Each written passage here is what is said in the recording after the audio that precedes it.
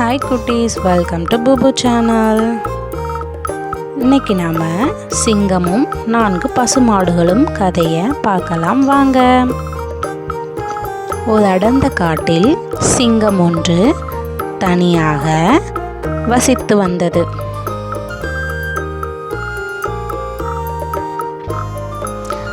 அதே காட்டில் 4 பசுமாடுகளும் ஒன்றாக வாழ்ந்து வந்தன.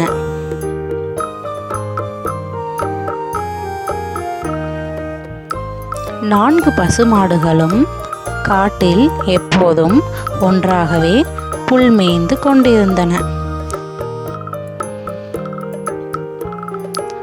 எப்படியாவது இந்த மாடுகளை வேட்டையாட நினைத்தது சிங்கம். ஆனால் மாடுகள் எப்போதும் ஒற்றுமையாக இருந்தது.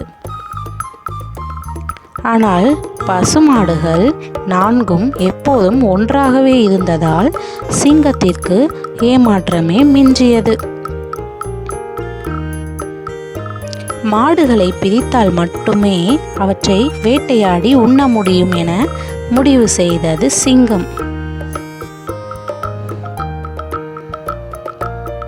உடனே சிங்கம் நரியை அழைத்து தான் சொல்வதை மாடுகளிடம் சொல்ல சொன்னது. அதன்படியே நரியும் சிங்கம் சொன்னது போல தனித்தனியாக மாடுகளிடம் சென்று காட்டில் ஒரு இடத்தில் நிறைய புற்கள் உள்ளது என சொல்லி வஞ்சகமாக மாடுகளை பிரிக்க நினைத்தது. மாடுகளும் நரி சொன்னதை நம்பி தனியாக நரி சொன்ன இடத்தில் புல் மேய சென்றது.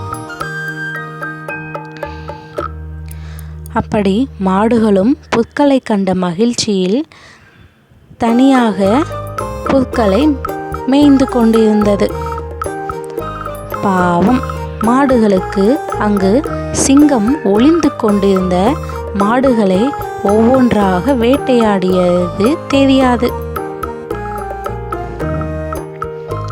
மாடுகள் ஒற்றுமையாக இருந்தவரை சிங்கத்தினால் வேட்டையாட முடியவில்லை. ஆனால் மாடுகள் பிரிந்ததும் மாடுகளை ஒவ்வொன்றாக வேட்டையாடி உண்டது சிங்கம்.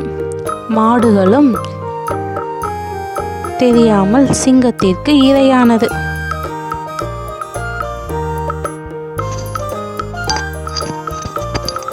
Thanks for watching. Please like, share and subscribe our Bubu channel. Kutis. Tata, bye bye.